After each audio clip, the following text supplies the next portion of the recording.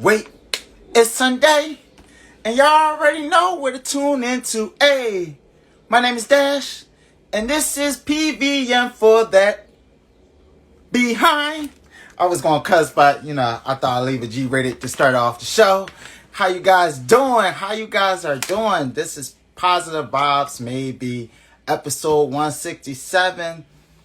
We talking black entrepreneurship tonight, guys. So we discussing black business overall from the customer perspective and from the ownership perspective. So you're gonna get two completely perspectives, and then we're gonna dive into that, dive into a lot of facets about this topic. So this topic actually came to mind, first I gotta give a shout out to the source of this topic, Sex. She's an Instagram influencer, Instagram cultivator, but she was having a rant per se, with words and posts that she was posting throughout her stories. That she was venting about things that the culture, i.e., black people or people of color and minorities, were dealing with that weren't being addressed with to the masses. And one of the things that stood out to me, well, a lot of things stood out to me within those rants, and I agreed with a lot of aspects that she had. And we will hope to have her as a guest sometime in the near future. But one of the things that really piqued my interest the most was the talk of black business and how, as black people, we don't necessarily support black business. And, obviously that opens up a layer of conversations as to why and the different reasons as to what that may be. So once Jeide enters the room, we'll definitely tap into that conversation more so. But until then, how's everyone doing?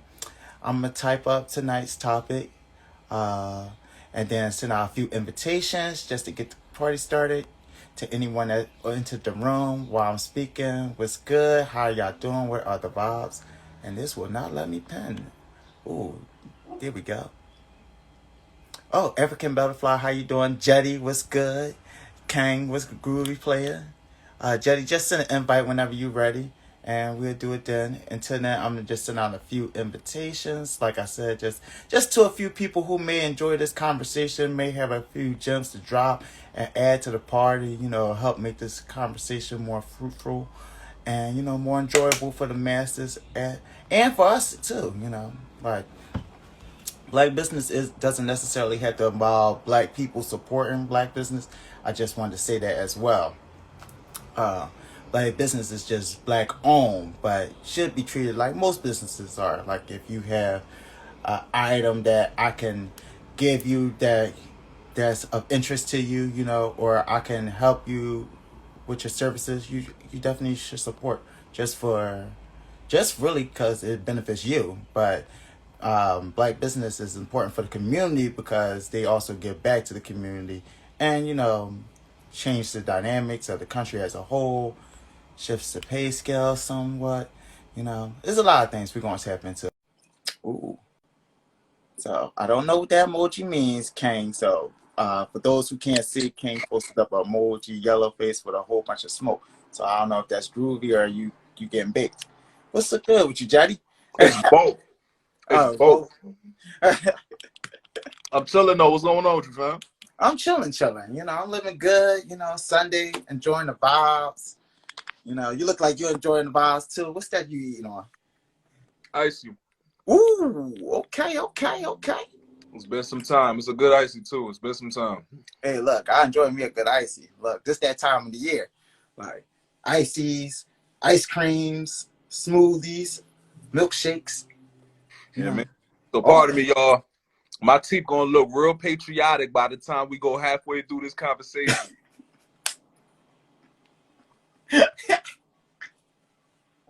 So, Gym Possible Fitness was good with you. You tapped in. Well, what up, fam? That's the fam Tyrone, man. Okay. Shout out to him. Guru vibes. Stay in the gym. Definitely get on that tip for the summer.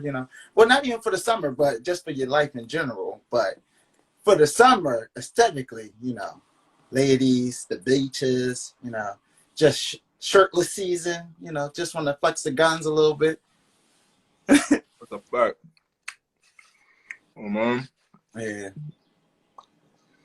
But let's get into it though, because there's a narrative I wanted to explore with you regarding Black entrepreneurs, and it's something that you brought to my attention as far as one of the motivating factors that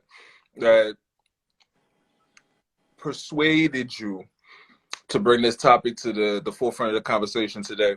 And it was about how we are so hard, or why certain people are so hard on Black businesses as opposed to just, businesses and shit like that. Yeah. I'm tired of the narrative. I'm sick of it. I'm sick of the narrative. You're sick of that narrative? I'm sick of the narrative. Well, it's not just a narrative. It's a fact. Like, people are hard on Black business, Mm-hmm. But I mean, it's like that is a layered reason why, like it's not just one particular reason, So Pandora, I wanted to open that box of Pandora, into that subject, because like it is like a number of reasons, like, and that's why I even started off the live by saying we're going to talk about the customer and ownership perspective of Black business, because like it's two ways to look at it, and most times when I'm hearing the divide between the two, is because they're on two different sides of the coin, Yeah.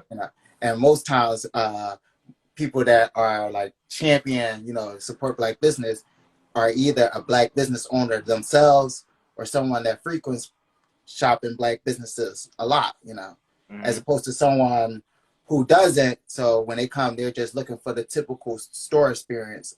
So when their needs aren't met, or when they feel like they aren't met, they're up in the uproar, depending on who they are and like obviously what type of mood they're in as well too. Mm-hmm. And that play a large role.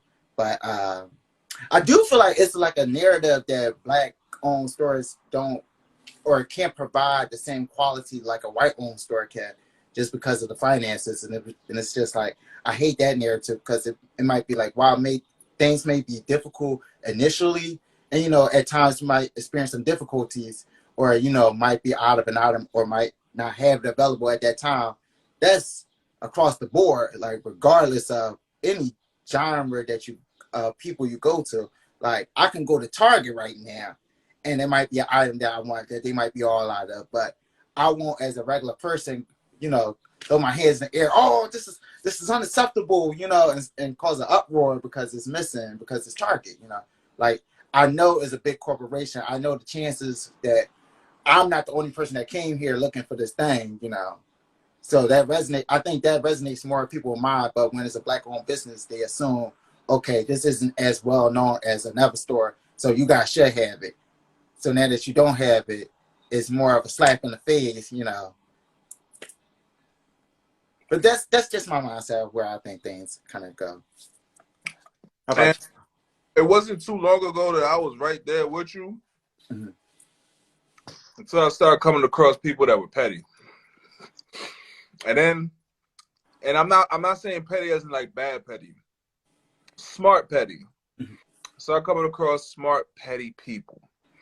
Smart petty people actually do what you say. If you go to Target and you don't see what you want or whatnot. The problem is, a lot of us are lazy, and we'll just leave and go somewhere else. We'll just talk our shit and just leave and go somewhere else. If we talking our shit, it don't mean nothing for nothing when we talking our shit. Smart petty people go on the phone, or they go online, and they find out how far up the hierarchy they need to go to contact somebody to talk about this. And their voice gets heard. They make sure their voice is heard. So that's why I said what I say about the narrative and the reality, because, accountability is a cold world. Ain't no slack in accountability. It's either your hand in the pot or your hand ain't in the pot. You know what I mean? It ain't no halfway. It's halfway, your hand in the pot. You know what I'm saying? Your hand was about to go inside, your hand in the pot, because your hand was about to go inside. So just because your hand ain't in the pot don't mean that your hand ain't in the pot, because your hand was about to go in the pot. Don't think just because somebody done looked at you, you just said, my hand wasn't in the pot. That don't count. You know what I mean? Accountability is a cold world. So I look at it, even though it can be frustrating, because even us as PVM, we have had our own snags in which, if somebody were to ever lash out against us for our unprofessionalities, we deserve that. And we will stand fully accountable for what we were supposed to service and continue to service as far as what our brand says that we service the people regarding. However, once again, I look at it as a blessing, because if somebody is hard-assed, or if somebody is hard-headed on your ass about something as far as what your business says that you service, you look at it like, I look at it like a blessing, because you don't even have to care, honestly. You don't even have to care. You can go, there's a million other people in the city of Philadelphia selling t-shirts for their podcasts, for their conversationals, for whatever. There's a million other people that are having IG live conversations. You know what I mean? So for those who care enough to be on our ass about these things, I don't look at it too much as once before. I used to look at it like, yeah, it's not fair. But I look at it now like, yo, you know what? Be on my ass. Yes. Like, yes, because that lets me know that you care enough. You know what I'm saying? You ain't have to care. You could be a ghost. You could be a ghost, a ghost consumer. You could just be like, we slip up one time and you don't even let us know. You just on to the next one. We don't even see you no more. You know what I'm saying? Like, just become one of those people. What I don't agree with, however, are the stigmas and the negative narratives regarding, you know what I mean, what should just be straight across the line accountability. For instance, if somebody goes and they says, yo, I don't buy from black businesses because all black businesses are late. Now you bullshitting. Yeah. I mean, now if somebody was to say, you know what I mean, I'm skeptical of black businesses for whatever reasons, I can't take skeptical away. I get it. I do. And I say that because even me growing up, my mom used to loan out money to you know what I mean, to people of her own community, you know what I mean, of other Liberians. And none of them motherfuckers paid her back. You know what I'm saying? None of them. Like, she had them writing contracts, signing contracts and everything. Yeah. None of them motherfuckers paid her back. There was only maybe less than a handful of people that actually paid her mom back. And she's giving out like good amount, like hundreds to even a couple thousand when she got it. You know what I'm saying? None of these motherfuckers paid her back. So I can't come from a place where I'm like, you know what I mean? Like, it's not fair. I get it. However, if you start to generalize an entire culture based upon what a few people do, and you say that's the reason, I have to step my foot in. You know what I mean? If you're skeptical, cool. I get skeptical. But if you already banging the gavel, judge, jury, and executioner, that's where we gotta draw the line. Because if that's the case, then you don't even know what half of these motherfuckers out here doing. Walmarts, the Targets of the world, the McDonald's, the Burger Kings, all these motherfuckers, you don't even know. Y'all just see the commercials and y'all happy. Da da da da da. I'm loving it. Y'all see the commercial, y'all like, oh, all right, cool. They got cheeseburgers. We out. You know what I'm saying? See, I feel you, and then I don't feel you. You know, like on the skeptical part though. Because I understand where you're coming from, because like I definitely understand the general senses of what you're saying there, like, and I definitely understand that feeling, but at the same time, it's just like, all right, why are you skeptical though? Like, if you like, are you as skeptical when you shop at these other stores, or is it just because it's black owned? And are you only skeptical because of what you heard, like, or have you actually experienced it yourself and actually like stepped inside the building, to like actually, you know, because like everybody has different varying opinions about certain places, you know, and like, yeah, you can trust your people around you, like their instincts, and you can trust that, you know, like their suggestions, but at the same time, you'll never really know for yourself if that's a good fit unless you try it actually for yourself, like, and experience it. Because my experience there might be a completely different than yours, like, and it might have what I'm looking for as opposed to what you had looking for, or what you were looking for, you know, like, and they might be better suited at that time, like, and I feel like you know, most of the time I done talk to somebody about having a black owned store experience, and if the experience was negative, like, it was really on some, they were just passing along. They might have seen the store, stopped there, had one quick experience, and then that was it. Like how you said, kind of just ruled them off, not even allowing them the chance to grow and, you know, evolve. Because I had plenty of bad experiences at McDonald's, Target, Walmart, plenty of stories, but I've allowed them the chance to also fix what they messed up. And I've been a recurring customer where I've come back, numerous times to like, like to give them a play before I haven't written them completely off. Like, but I do feel like black owned business is like one shot deal. Like as soon as you fuck up that one time, it's just like, all right, you cut off. Like now, like how you said earlier, like there are those who will take the time, and for those people who like have critique for you, I don't really look at that as criticism, more so as suggestions. Like because they actually emotionally invested into the business. Like the fact that they're coming to you and telling you all the areas that you need to work on, that tells me, you know what, they're going to be a recurrent customer. Let me make sure that they're going to be my core. Let me make sure that they're full and satisfied, like as opposed to someone that just comes in, critiques and leave and doesn't even like build a rapport or doesn't even like really try to get a feel for what this place is or understand it, because like at the same time we want to say like business things should always be in stock, but more times than likely if you really have a great product, you're going to spend a lot of time out of it, like, or always on back end. So like, that's, to me, that's a good and a bad thing, Plus, like, if you are starting a new business, you don't want to get into the process of where you're over ordering and you're stuck with all this merchandise that isn't selling. Like now you just got a room full of merchandise that isn't profitable for you or no one else. And all it is devaluing itself and depreciating. So like, come on, like let's be understanding of like a business, like or understanding of people starting business. That's a fact. I'm with you on that. I wish I could see these comments, y'all, but I can't. It's not letting me scroll, y'all. Pardon me. Oh, hold on, I got you. So the African butterfly said true, but rarely do they say they'll never shop or work in larger brands the way they do with small, specifically black businesses. That's true.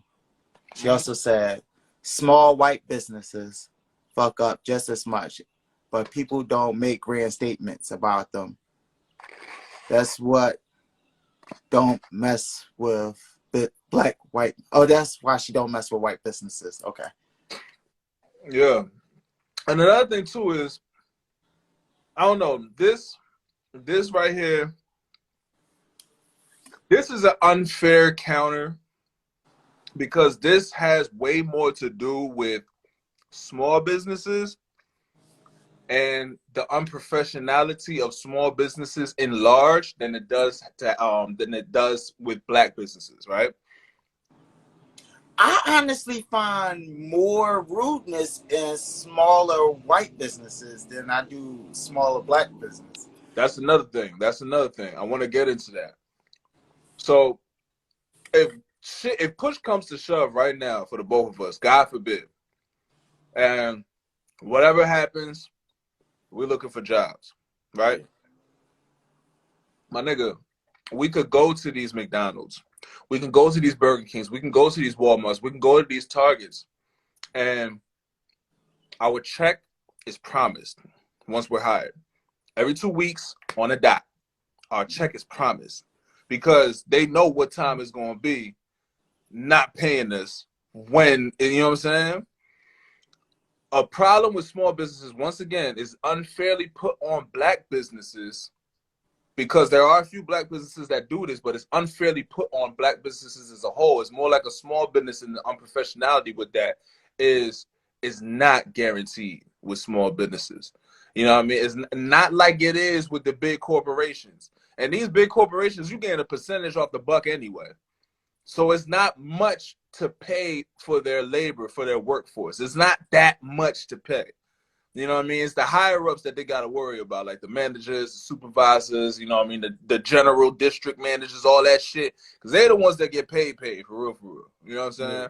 The work at the bottom of the barrel, you give them enough to survive, they'll be cool. We're going to keep It's not even enough to survive. That's not even enough to survive, my nigga. You know what I'm saying? Right.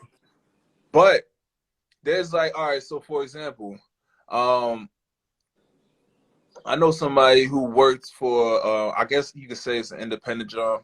You know what I mean? And he worked there. It was a florist. It was a florist shop. He worked there because he knew that he was going to be transitioning anyway. You know what I mean? The pay was there. And that's the other thing, commission. Commission is a scary word. Commission is a real scary I word. hate that. Yeah. Everything technically you get paid upon commission for. Just because there are bi-weekly or weekly checks that you get paid for that are promised don't mean that it's not on commission. One of the illest things that I learned about from Home Depot is something called success sharing. And success sharing is when everybody in the store reaches a revenue point or a profit point, and the pot gets distributed to all of the workers individually. Like, you know what I mean? You might get like a little $100, $200, $300 bonus. And Not so all companies do that though. not all companies do that, but check this out. That's based upon what? Commission. Because commission only means that, yo, if we make X amount of dollars and we sell X amount of this, then Y is promised. That's all commission is. You know what I'm saying? So if we don't open this day, guess who don't get paid? Nobody, because we ain't open. You know what I'm saying? But that's also the dog and pony trick for them too, because that's also the incentive for you to work even harder for them to push their product and make more sales. So in turn, they're entitled making more money. So they kind of just giving you guys like the pennies and the crumbs. Like I went through the same thing with my current job, because like this past week, they actually went out and gave us like $200 gift cards, like as a way to show appreciation, you know, to us as hard workers. You know, sounds good when I just say it that way.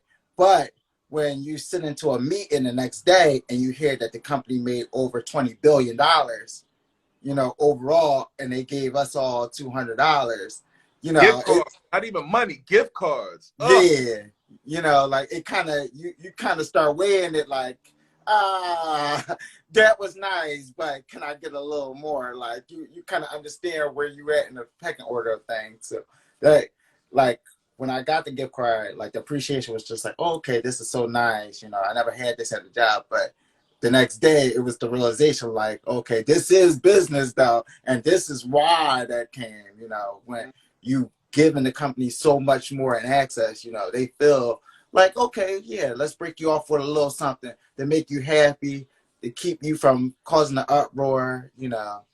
But it's also not going to be something to make you feel like you're in this circle right here with us. Like you're still down here, like still know your role. Like don't get too high where you don't need us. Like, but stay where, you know, like you feel a little happy. You don't feel like you're completely fucked, you know, completely used. Like Facts. That's a fact.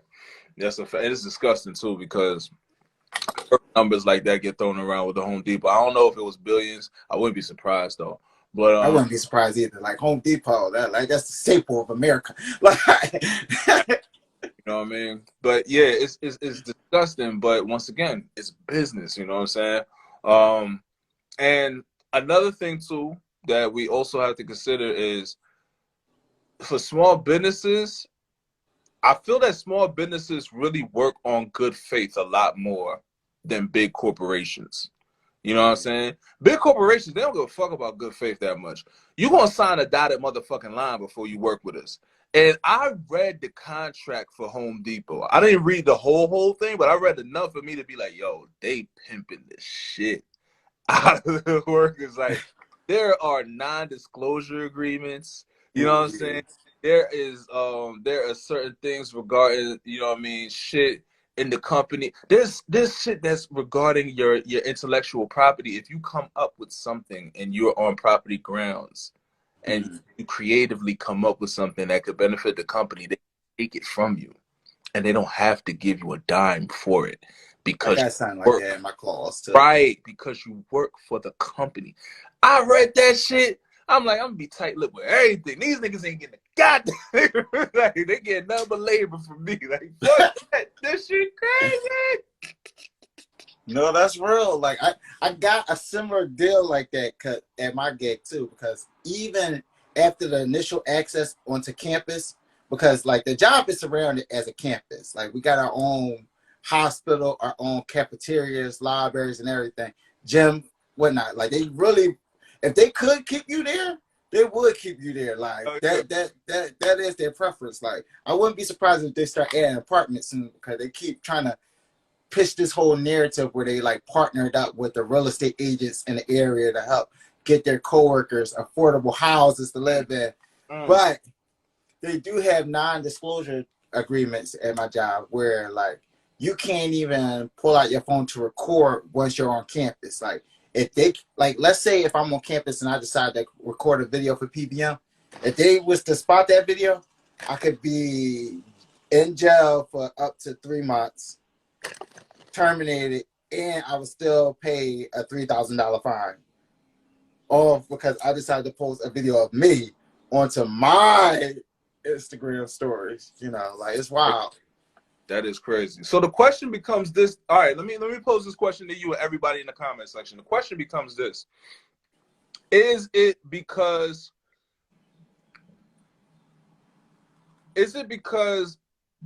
Black businesses haven't assimilated to corporate standards, or is it that we are looking at cultural businesses through the scope of corporate expectations? I think it's more so the latter. Like, but I think it's more to do more racially than anything, because I don't really see these issues happening too much with the white business, like the mom and pop white business. I don't really see them get the flack. Now I could be wrong, but just whenever I've been a frequent customer of a white business, like I haven't seen the uproar or the rah rah rah, you know. But I have seen them as the workers like give a lot of attitude to a lot of customers, and the customers kind of, you know, might either go back and forth slightly, but would initially kind of bow down, just be like, look, I just want my product. As opposed to like in a Black business, they'll go back and forth with the person or be like, oh, this should be cheaper. I can't believe this is so high. And I think it's a racial connotation to it all. Like, yo, you're Black, so you shouldn't have this, or you shouldn't be able to sell this, or you shouldn't be able to charge me this much for this. Like you selling it, it should be a lot cheaper, because I do feel like, and I even experienced this a little with Fly 'em Out too.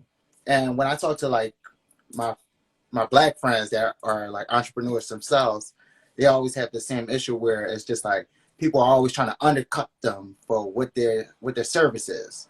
Like I'm telling you, this is what my service is, this is how much I'm gonna charge, and you come to me, oh bro, that's fire, man, can I get that for like 50, 70 off? That like you haven't even tried the product, but you know you trying to get me to lower my bill, but you'll turn around, go to a white business and pay double that, you know, just because they white, you know. Like, so really, what are we doing here? Is it the quality, or is it because of my skin color? And then most times I've seen it's always been the skin color, because it was one incident, it ain't even happened to me, it happened to a friend, where I seen the guy, he decided not to go with my friend. And my friend, he a phenomenal cook. And he like had like the whole layout. He even made this guy like a whole sample tray that looked phenomenal, tasted even better. Guy tasted, set through a whole hour meeting, went through all the samples, finished them up. At the end, decided not to go with his business and said he was gonna go with this white guy, who he wound up paying double time. And then when I was just curious, so I just pulled up the guy website and we like running through the guy pictures, and we just posting, like comparing. I'm just like, visually it don't even match up. Like, so what is we doing? And just out of curiosity, because me and the guy, we followed each other, I was watching like his stories as he posted the event that he was at, where he was like displaying the food. I'm just like, that shit don't even look edible. I'm seeing mad people walk around not even digging in. But you decided not to go with this Black man for the white man. Why? Like, cause what? Cause it fed your business, you know, or you just wanted the white man. Just some shit. I just feel like it's more racially motivated than actually the business of what it is. Mm-hmm. And I feel like that's where a lot of the issue more so lies. I feel you.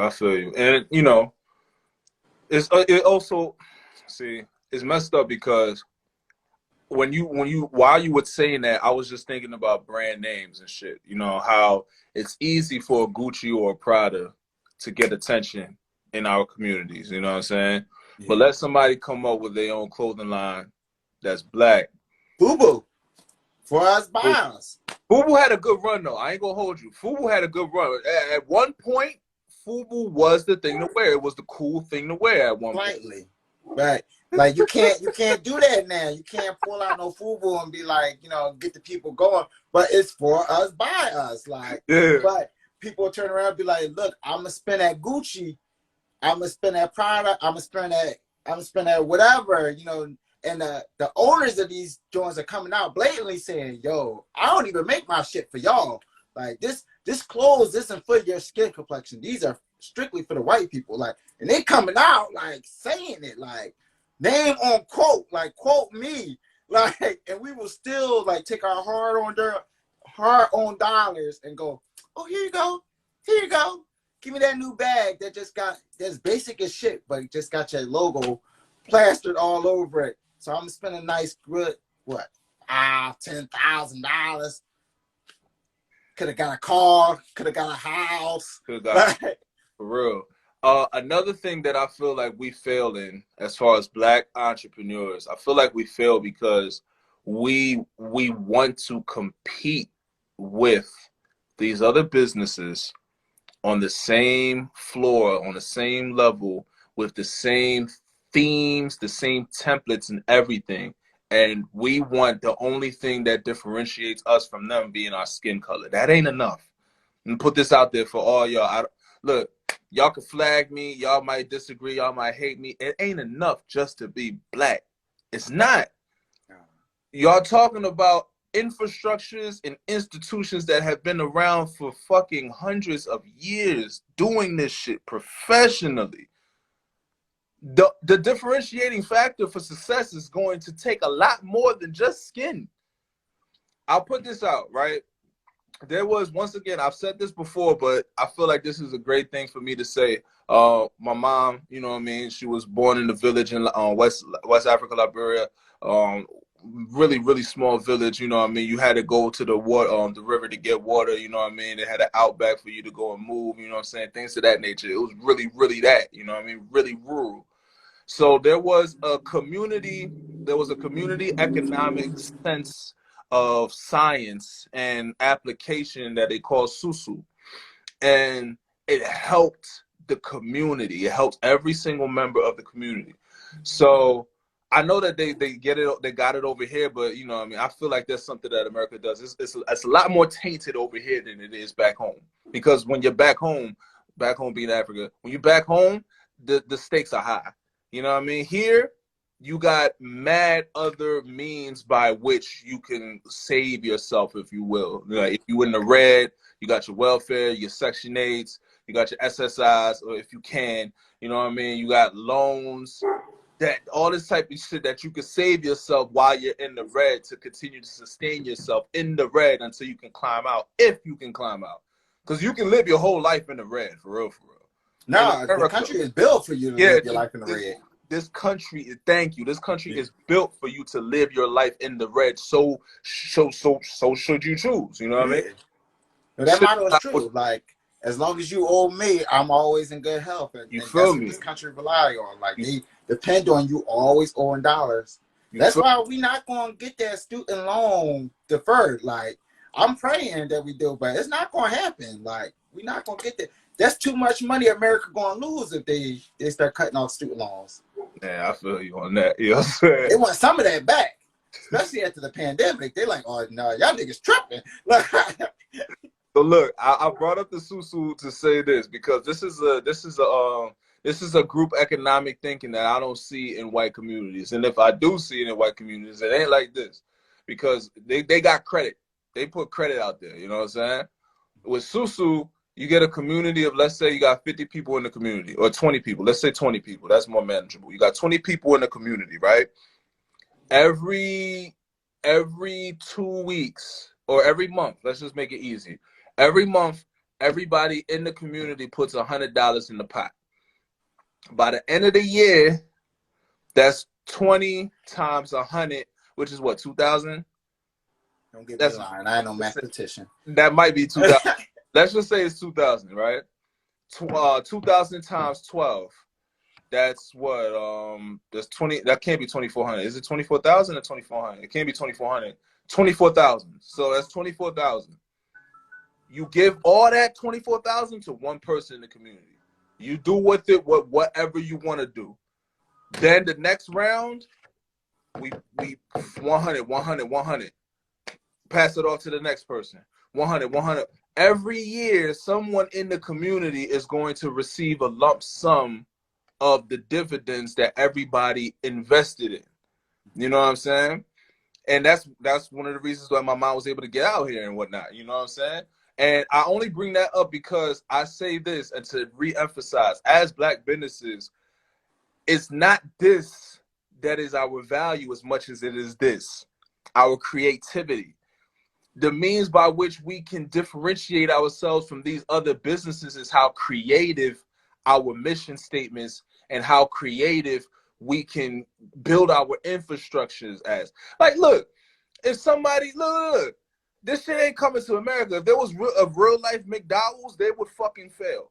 And I'm not talking about McDowell's as in McDowell's, the franchise based upon coming to America, because that ain't fair. We're talking about that is branding, marketing, promotion based upon a Hollywood fucking film, a national treasure, especially with the Black community. I'm talking about if there is another store like McDonald's that tried to compete with McDonald's, like, well, McDonald's gonna sue them.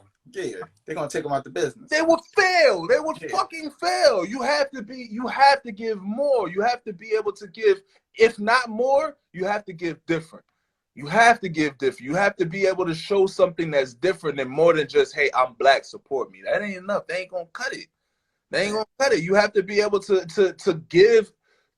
You have to be able to give to people in a sense that shows them that you care. And the easy way to do it is to be something different. I'll put it to you like this: if you was in a situation where all your homies, you know what I mean, y'all all got ladies and shit like that, and all your homies bought $100,000 rings for their woman, and they were all the same carats and they all looked the same, would your lady feel special if you bought the same ring? No, but nobody would feel special. But nobody would feel special. But if that was the standard, though, right? Even though nobody would feel special, everybody would feel included. That's the safety net, though. Nobody will feel special, but everybody will feel included. Inclusion isn't always necessarily a good thing. But let me hit these comments real quick because they kind of start loading up on us. Word. I can't. I got you. So Pretty Rude, she said, speaking on your point, you got to stay creative as well. And speaking back on Fubu, she said if they maintain their brand, they will still exist. So she also said that is slavery and America is built on it. Kang, he referring back to when we was talking about the difference between the customer experience in a white-owned store as opposed to a Black-owned store. Kang said he's seen the latter. White stores get interesting with some fucked up customer mindsets. And he said customers have a thing where if they aren't spending money, best believe their standards better be met. Okay. No, if they are spending money, they you got it. Their needs better be met. And Selena, welcome to the room. All right, now we get you. We get you for you now. Nah, because that's the thing, man. It's like, yo, once again, as cold as accountability is, business is the same way. You know what I mean? Like, for example, bringing back my mom in this example once again, if my mom loaned out money, and by the end of the deadline, she was knocking at niggas' doors with a pistol in her hand, it'd be completely different than if people had the luxury to continue to call her and bullshit her and be like, oh, let me get you next week. Or oh, let me get you 2 weeks from now. Or oh, let me get you next month. Or people just off and dipping. You know what I'm saying? It's different. It's different. When it comes to these credit bureaus and shit like that, you can go off and dip all you want, nigga. We got your fucking, we have your straw man. We have your avatar. You could go anywhere on this planet. We're going to fuck your credit up. So it don't matter where you go. You want this shit off your credit report? You have to pay. Otherwise, you're fucked. You know what I mean? Depending on who they are and what it is, they'll take your money. They'll take your money. Your other. You'll start getting wages at another job, and they'll start garnishing that. Like, it's different. You know what I mean? So once again, it's not to say that black businesses should be more monsters, or we should be more callous, or we should be more cold. But we have to be more smart. You know what I mean? It doesn't mean to say, once again, that we shouldn't be like stingy. You know what I mean? But we have to be more mindful. Absolutely. You know what I mean? We have to be mindful to the fact that there's always going to be more people asking us to borrow than there are going to be people who can actually pay us back. That's just the reality of any business. The reality of any business is that once you look like you're making money, or once you look like you're shaking and moving and doing something, there are going to be people that want to take advantage of it. And I don't mean to say that to be malicious, like as if these are malicious people. No, they might have the best of intentions. It might be life, or it might just be that, you know what I mean, they had the best of intentions at one point, but as soon as that money get in their hand, everything changed. You know what I mean? Yeah. And that's the sad case. That's what happens with a lot of business. That's what happens with a lot of people on money in general. like, but going back to just like the black owned experience,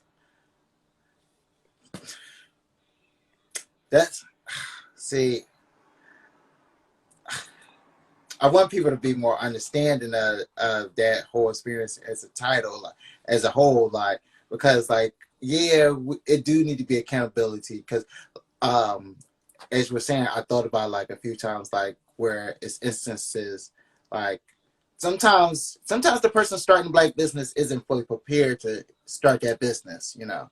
And I do sympathize with those who kind of get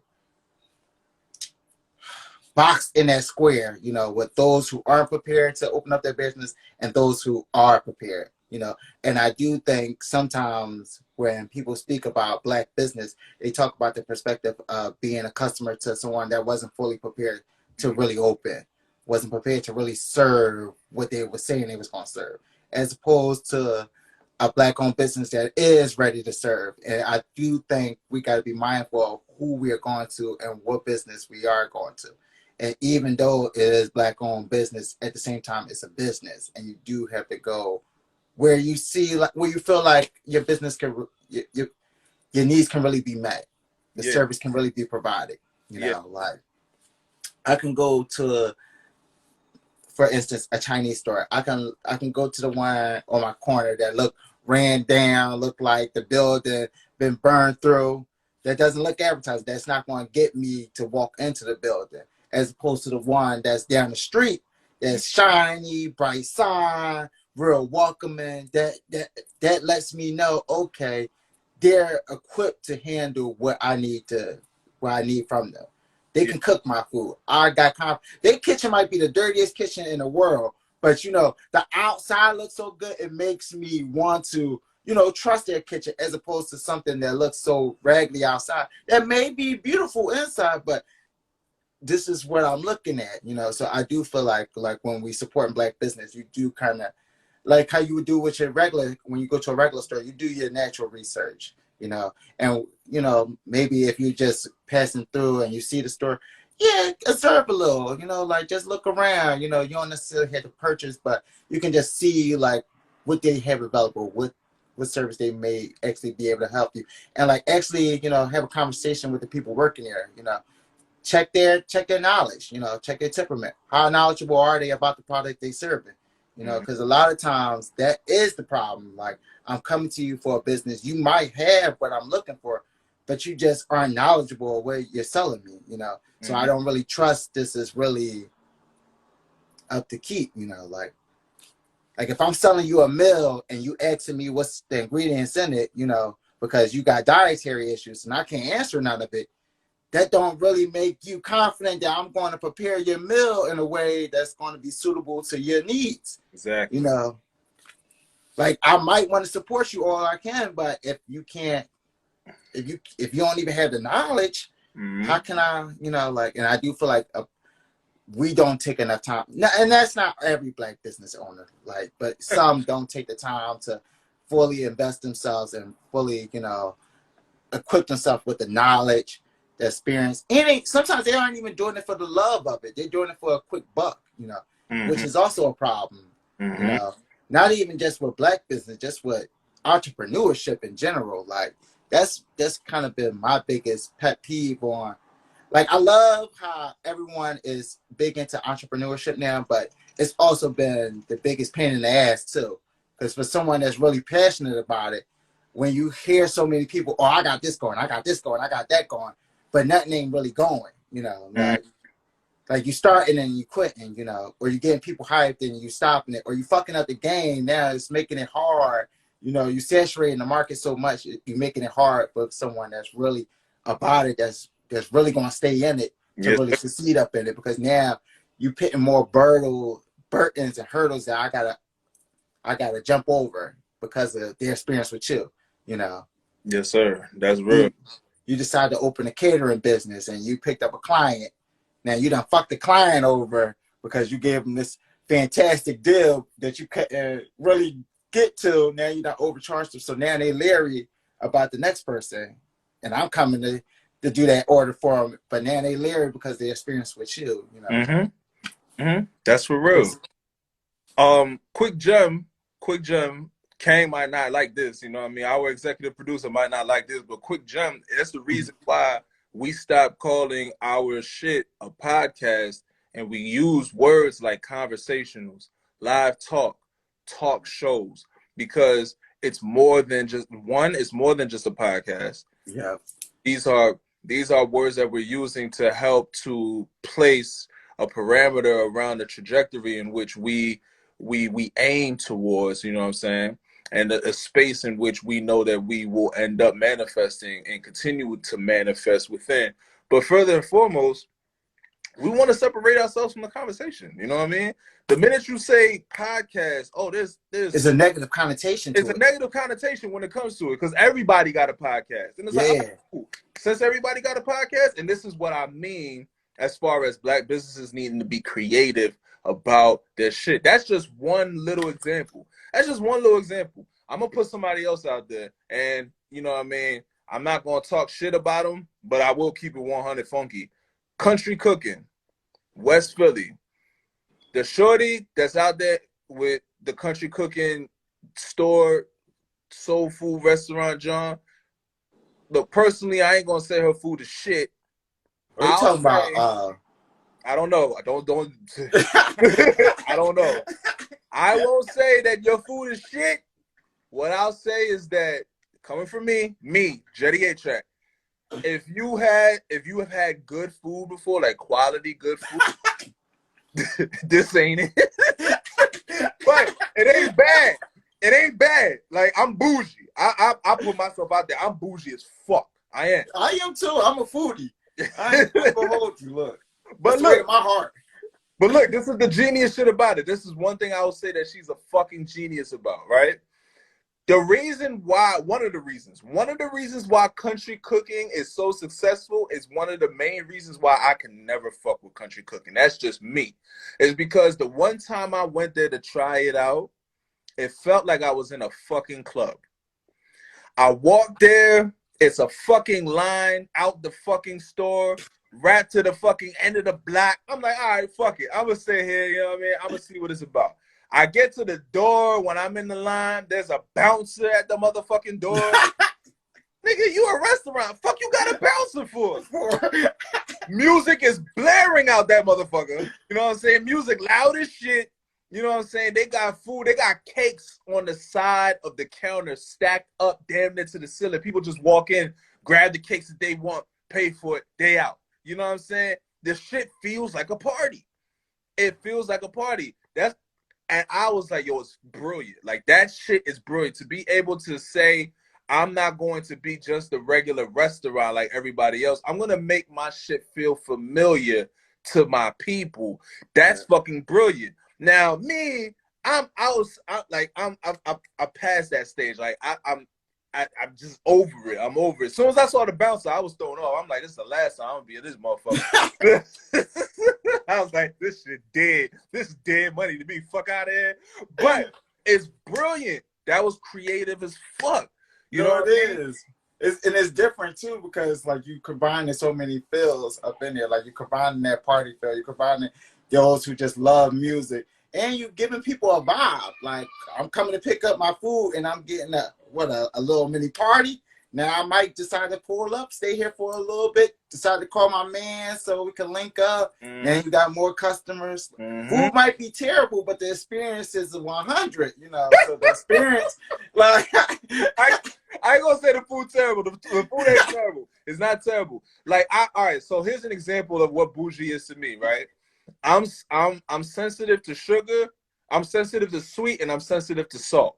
Okay. So that helps with my bouginess. Like, so if something is too salty to me, I can't enjoy it because I know a headache is gonna come up real soon. I can't do the string beans that's too salty. You man. feel me? And the No. same with sugar. If something's too sweet, I know a headache is going to happen. Like, I can't enjoy it because I know how my body is going to respond to it not too long from now. So that's why, you know what I mean? But there are people that like their food seasoned a certain type of way. You know what I mean? And it's not like she undercooks it. So she can cook, you know what I mean? It's just why I say it's just me. Like, that's your preference. Right. No, but I heard that same critique, you know, from multiple sources, not just you. So I'm going kind of lean in that direction. But like as you said too, I always hear that the line is wrapped around the corner. So like you know, like you provide something, you know, for the people. While it might not always be like the best meal, you know, I done had like a lot of dope experiences with some not so great meals, but I still frequent the place just because I either mess with the restaurant, you know, as a totality, or it might be convenient for my financial skin, or I might just enjoy the people that work there, and they might just pull me back. I can recall plenty of times where I worked in restaurants, like more particularly when I worked at this restaurant called Bertucci's, and I would have this couple that come in 4 times out of the week, every week, like nonstop, and like they was down to the pack. Like they wanted me as a cook. They knew who they wanted as a bartender, so they came 4 nights out the week. They knew 2 of those nights they was going to be served by this one lady as a bartender, and another 2 nights by this guy bartender. That's the only people they wanted touching their stuff. They wanted me touching their food, and they wanted them 2 touching their drinks. That's it. And that's what their vibes they came for. Like, they enjoyed everybody's ambience, but that's what they look forward to. They want that consistency. And I do know people enjoy a vibe, and they want consistency in certain things. And sometimes that alone will make me spend $1. The food don't gotta be the greatest, the place don't gotta look amazing, but you provide. I know it's consistent, you know. I know this taste is consistent. It might not be the greatest, but I know it's consistent. I know what I'm getting every time I open my mouth, you know. As opposed to one day it might be fire, but that next day, man, like, I'm looking like, yo, what happened? Like, Bro. Oh man, for real, that's real shit though, man. Hey, look, but we rounding off on that hour mark though. You know what I'm saying? yeah. I don't even feel like it, but you know, we Oh hit. yeah, before we close out of here, let me shout out a couple Black-owned business I know, you know, or that I frequent. You know, the first one is Black and Mobile. They are Black-owned food delivery. Think Uber Eats, DoorDash, Grubhub, but Black-owned. You know, they specialize for real in the Philadelphia area. I think they do a few Jersey stops as well as Delaware. I'm not completely sure because I haven't tried them outside of Philadelphia, but they're real good. They're real good. And the prices are on par or a little less than DoorDash, so that's good. The second one is Black and Noble. They sell books, movies, CMOS, art, and more, you know, more particularly for the African American culture. A lot of Nigerian products they sell there as well, so definitely tap into that. And then, like, my favorite one is the last one, M&S Beauty. And they're a beauty salon. They sell a lot of black-owned hair products, and they sell white-owned hair products. They sell hair products in general, but they do specialize in the black-owned hair products, as well as like the black soap and like different skincare products for black people to use. And I just kind of just got up into using them recently, and I've been a fan. So, definitely tap into that. Young boy, I'm still on the fire right now. You gonna say hi to the people? Come on.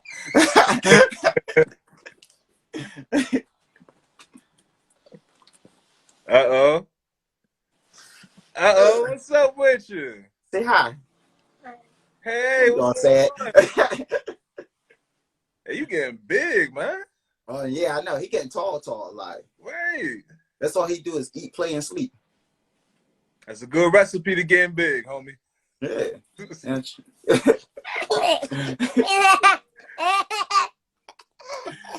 Funny, man.